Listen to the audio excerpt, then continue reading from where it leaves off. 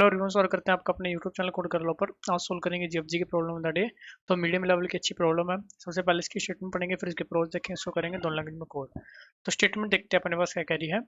There is an array of heights of stone and geek is standing at the first stone. ठीक है, stones है, उनकी height दी हुई है एक एरे के अंदर, और गीक जो है वो फर्स्ट स्टोन पर खड़ा है। And can jump to one of the following stone i+1 i+2 up to i+k। आपके पास एक दिया हुआ होगा, तो मतलब जिस पोजीशन पर वो है आगे के जो स्टोन्स पड़े होंगे उन पर जंप कर सकता है। Where k is the maximum number of steps that can be jump. ठीक है, जो आपको मैंने बात बताई वही। And cost will be, jump करने की कोस्ट क्या होगी। मान लो वो किसी जे पर जंप किया, ठीक है, मान लो के 3 था, वो 0 पर खड़ा था, मतलब 0 इंडेक्स वाले पर खड़ा था, तो वो 1 2 3 इंडेक्स वाले पर जा सकता था। 1 2 3 में से मान लो जिस पे भी गया उसको के मान लो आप, ठीक है, जे मान लो, सॉरी।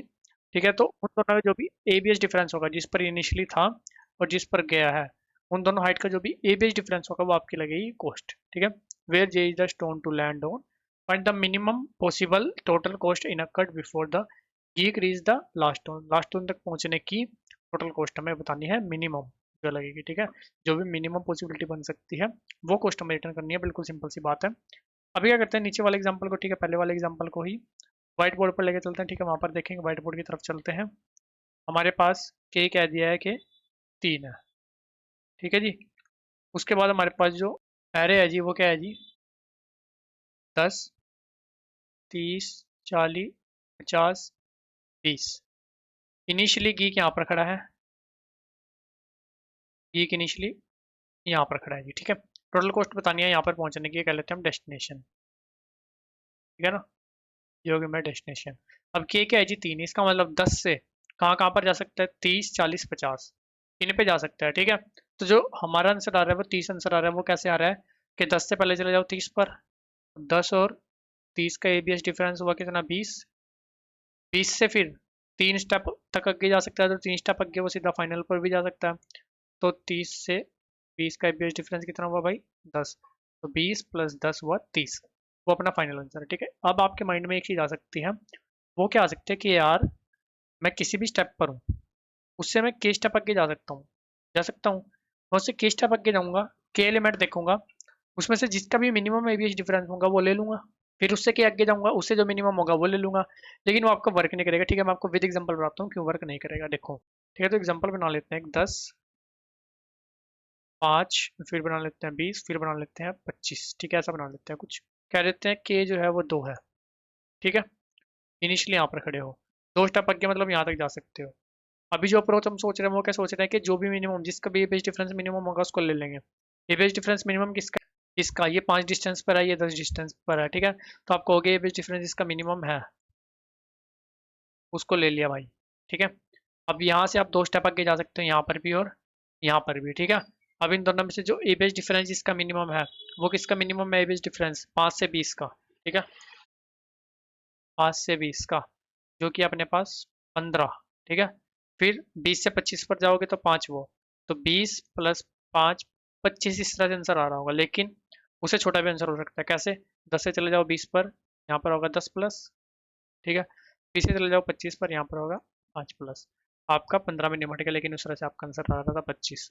तो वो अपना हमने देख लिया कि हाँ भाई वो तो ऑप्टिमल अप्रोच नहीं रहने वाली। ठीक है, तो अब देखते हैं भाई ऑप्टिमल अप्रोच क्या रहने वाली है। ठीक है, चलो जी ऑप्टिमल अप्रोच की तरफ चलते हैं। एग्जाम्पल वही लिख लेते हैं अपने पास, K3 एरे जो है जी वो है 10 30 40 50 20। हम ये नहीं देख रहे होंगे कि हमारा 10 से 3 स्टेप आगे में मिनिमम कौन है, हम वो देख रहे होंगे भाई जिसको लेके मेरा ओवरऑल आंसर मिनिमम आए। वो काम कैसे कर सकते हैं, ठीक है, मेरे को नहीं पता इससे इससे इससे, ठीक है, 50 से किससे मेरा मिनिमम आंसर आ जाए, मेरे को नहीं पता, तो मैं सारी पॉसिबिलिटी लेके चलूंगा। सिंपल सी बात है। ठीक है, मैं 10 से क्या जाऊंगा, 30 पर भी जंप करूंगा। ठीक है, फिर एक को लग के कर दूंगा, 10 से 40 पर भी जंप करूंगा, फिर एक को लग के करूंगा, 10 से 50 पर भी जंप करूंगा, फिर एक को लग के करूंगा। ठीक है, तो मेरे पास हो सकता है 30 हो सकता है 40 हो सकता है 50 हो, किसी से भी हो सकता है, मेरे पास मिनिमम आंसर आ रहा हो। ठीक है, तो एक तरह से मेरा रिकर्सिव कोड चल रहा होगा। ठीक है, जो हम अप्रोच यूज करेंगे रिकर्सिव कोड वाली। ठीक है, उसमें 10 30 40 50 20, इनिशियली आप यहाँ पर हो। ठीक है, ये मान लो आपका आई है, आई से 1 2 3 जो भी के स्टेप है वहां पर आप जा सकते हो। तो एक इनसाइड लूप हम रन कर लेंगे जो कि हमारी के स्टेप आगे जा रही होगी। ठीक है, और हर एक स्टेप पर आते आते हम क्या कर रहे होंगे, इनका जो भी ए बेस डिफरेंस है वो देख रहे होंगे, इससे 10 से, ठीक है। वो आंसर में प्लस कर रहे होंगे, मान लो आप 30 पर आए, तो हम क्या कर रहे होंगे, 10 माइनस 30 का ए बेस डिफरेंस प्लस दोबारा से, मान लो हमने हेल्प फंक्शन बनाया, अब आप 30 पर आ गए हो, मान लो ये जे है, कोमा के जितने स्टेप आगे जा सकते हो, कोमा एरे जो आप कह रहे हैं वो, तो एक आंसर आपका यहाँ से आ रहा होगा। सिमिलरली 10 माइनस 40 पर भी जाके देख लेंगे, हेल्प ऑफ जे कोमा के कोमा एरे, एक आंसर यहाँ से आ रहा होगा। सिमिलरली एक आंसर 50 से आ रहा होगा। तीनों में से जो मिनिमम होगा वो हमारा आंसर होगा। सिंपल सी बात, ठीक है। ऐसे ही ये 30 अपने आगे कॉल कर रहा होगा, 40 अपने आगे कॉल कर रहा होगा, ठीक है। और हम साथ में अपना पहले रिकर्सिव कोड लिखेंगे, ठीक है, उसका टाइम लिमिट एक्सीड आ जाएगा, ठीक है, रॉन्ग सबमिशन मारेंगे, फिर जाके उसको मेमोराइज करेंगे, ठीक है। मेमोराइज क्यों करेंगे वो आपको मैक्सिमम पता ही होगा, क्योंकि हो सकता है एक सब प्रॉब्लम को हम एक से ज़्यादा बार सोल्व कर रहे हो। एक इंडेक्स से मेरे को पता है मेरा मिनिमम आंसर जो आ चुका है उसको मैं स्टोर कर लूंगा, ठीक है। मान लो 30 पर आप आए, ठीक है, या कह लो आप 40 पर आए, आपको 10 से भी आप 40 पर आ सकते हो, 30 से भी आप 40 पर आ सकते हो, ठीक है। तो जब 10 से आप 40 सोल्व कर चुके हो, 40 पर आकर सोल्व कर चुके हो, ये भाई 40 से आगे मेरा मिनिमम आंसर क्या आने वाला है, तो जब आप 30 से उस पर आओगे ना, तो आप डायरेक्ट उस आंसर को यूज़ करो, ना कि दोबारा 40 के लिए कंपटीशन करो, ठीक है। तो वो मेमोराइजेशन हम कर लेंगे। तो टाइम कम्प्लेक्सिटी जो आफ्टर मेमोराइजेशन लगेगी, ठीक है, वो लगेगी n क्रॉस के, क्योंकि देखो हर एक एलिमेंट पर हम जा रहे होंगे और लूप हमारी रन हो रही होगी के लिए, ठीक है। स्पेस कॉम्प्लेक्सिटी मेरी ऑफ एन, जो मैं अपना टीपी यूज़ करूंगा, ठीक है, मेमोराइज करने के लिए। अभी चलते हैं, करते हैं इसको सी प्लस प्लस और जावा में कोड। तो जी यहाँ पर हम क्या करेंगे, एक ना हेल्प फंक्शन कॉल करेंगे, ठीक है, RETURN हेल्प फंक्शन। उसमें जीरो से हम स्टार्ट कर रहे होंगे इंडेक्स से, ठीक है, जहाँ पर मेरा के इनिशियली खड़ा होगा। के स्टेप हम आगे जा सकते हैं, एरे अपना पास करेंगे, ठीक है। एक बार इसको कर लेते हैं, ओके। यहाँ पर आएंगे जी हेल्प फंक्शन, ठीक है, एक टाइम मारकर हेल्प फंक्शन बनाएंगे।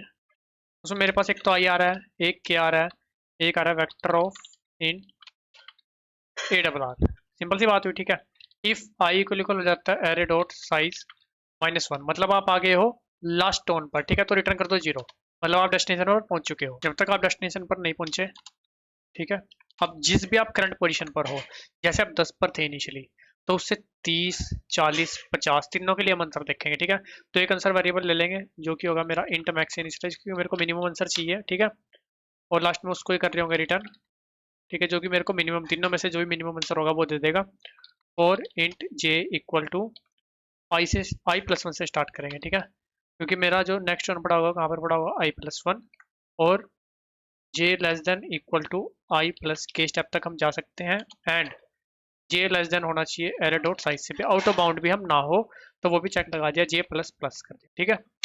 अब मेरे पास यहाँ पर मैं ले लूँगा कॉस्ट, एक पर्टिकुलर कॉइन पर जाने की कॉस्ट, वो क्या होगी, एबीएस ऑफ जिस कॉइन पर हम आ रहे हैं, ठीक है, उसका एबीएस डिफरेंस आई वाले और जे वाले के बीच का एबीएस डिफरेंस प्लस, फिर हेल्प फंक्शन को कॉल कर दो। अब जिस कॉइन पर आप आ चुके हो उसका इंडेक्स कोमा जे कोमा अरे, उससे आगे तक लास्ट तक पहुंचने का जो भी मेरे पास अपना कॉस्ट आ रही होगी वो भी ऐड हो जाएगी। आंसर में क्या हो जाएगा, minimum of answer comma cost. तो तीनों जगह जाकर 30 से भी, 40 से भी, 50 से भी, जो भी मिनिमम आंसर होगा हम ले लेंगे। सिमिलरली 30 से भी फिर आगे जाएंगे, 40 से भी, क्योंकि हम रिकर्सिव कॉल उनके लिए भी कर दे रहे हैं, ठीक है। और लास्ट में आंसर रिटर्न कर रहे होंगे। एक बार इसको चला कर देखते हैं, टाइम लिमिट एक्सीड आ जाना चाहिए, उसके बाद इसको कर लेंगे मेमोराइज, ठीक है। इसलिए रॉन्ग सबमिशन मार रहा हूँ टाइम लिमिट एक्सीड के लिए ही, ठीक है। सबमिट करते हैं, ठीक है, एक बार और मैंने मारा हुआ है रॉन्ग सबमिशन इसका टाइम लिमिट के लिए ही। आ जाना चाहिए 10 पे वैसे तो, हाँ। देखो आगे टाइम लिमिट, अब क्या करते हैं, हम इसको कर लेते हैं मेमोराइज। टाइम लिमिट क्यों आ रहा है मैंने आपको बताया, 40 पर आप 10 से भी आ सकते हो, तो 40 के लिए आपने आंसर वहां से कंप्यूट किया, ठीक है। उसके बाद 30 से भी आ सकते हो, तो 30 से भी आपने आंसर को निकाला, ठीक है। और देख लो आप 10 से 50 पे भी आ सकते हो, 40 से भी आ सकते हो, 30 से भी आ सकते हो, तो 3 बार आंसर निकालने की बजाय एक बार उसको स्टोर कर लो, ठीक है। तो हर एक एलिमेंट का आंसर हम vector of int DP array dot size, ठीक है। अभी -1 फिल कर लेते हैं यहाँ पर, और डीपी यहाँ पर कर देंगे पास, ठीक है। इसको करते हैं यहाँ पर कॉपी, यहाँ पर करते हैं इसको एक्सेस, ठीक है। एक ब्रैकेट डाल देते हैं फालतू की यहाँ पर। अगर इफ डीपी ऑफ आई जहाँ पर भी आप हो, अगर उसका आंसर -1 के इक्वल नहीं है, इसका मतलब आप उसको पहले ही सोल्व कर चुके हो। तो जब सोल्व कर चुके हो तो सीधा उसका जो भी आंसर आपने पुट किया उसको करो रिटर्न, ठीक है। यहाँ पर भी डीपी को कर दो पास। सिमिलरली जो भी आंसर आ रहा है करंट स्टोन के लिए, उसको डीपी में पुट भी कर दो, ठीक है। अब एक बार इसको चलाकर देख लो, ठीक है, क्या कुछ रहता है। नहीं चलेगा तो इसको कर देंगे सबमिट, सही चल रहा है करते हैं सबमिट।